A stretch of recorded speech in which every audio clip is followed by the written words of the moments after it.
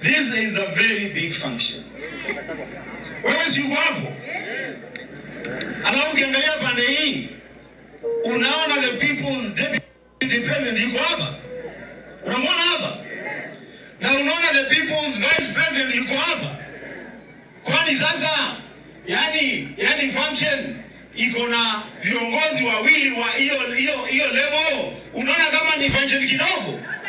Not at all, si ndio? Alafu ukiangalia pande hilo unakuta serious cabinet ministers. Cecily Kariuki yuko pale.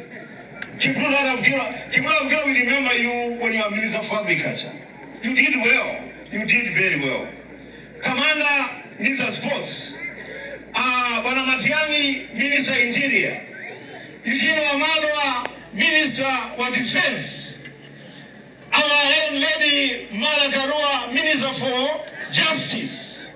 Unaenda kwa Speaker of the National Assembly, the Attorney General and Minister of High Standing, Mheshimiwa Justin Muturi. Unaenda Governor Kaiga. Unaenda pale waziri wa Agriculture, na huyo amesema leo akisimama atatuambia fertilizer ilikuwa ya nani. Anasema ukweli hapa. Si ndio? Tujue hii maneno iko na kuweka maneno wazi.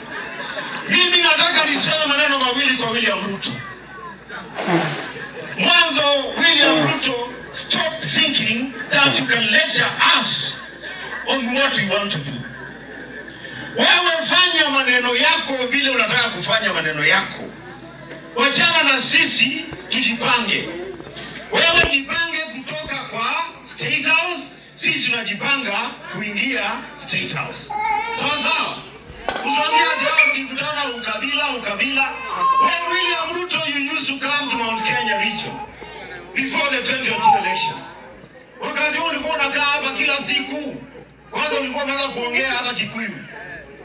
Sasa leo watu wengine wakiungana na Wakikuyu inakuwa ni ukabila. Stop it, my friend. Wewe jipange vile unatoka, si unajipanga vile tunaingia. Ya pili kwa viongozi wetu, kwa sababu this is very important. Imesemwa lakini wacha tuiseme vizuri. Sisi hapa tunasema we are taking advantage of the disorder and the chaos in the Ruto administration. So wale watu, they are clueless. They don't know what they are doing. Wao wanasema they are waiting for you to be divided. Wanangoja siku moja kila mmoja wao asimame aseme nataka kuwa president, huyu aende zake, nataka kuwa president, huyu aende zake. Let me tell you something, our leaders. This thing is not about you. This thing is about this country. This thing is about making Ruto a one-term president, not for the sake of just removing him from office, for the sake of saving this country and future generations. Our leaders, in fact, nimesikia nana declaration nini, the best declaration that you can make out of this meeting is that yule mmoja wa hawa ambaye atatoka kwa hawa aende maneno yake peke yake, huyo atalaaniwa na Wakenya. Ama mnasema namna gani watu? Yule mtu atakuja kusema ati ni lazima mimi, huyo tutamlaani kama Wakenya. We are not even careful about who becomes the presidential candidate. Hata mseme ni Meru kama atawezekana. Hata mseme hata ni Saitoti. But let us have one presidential candidate to face Ruto.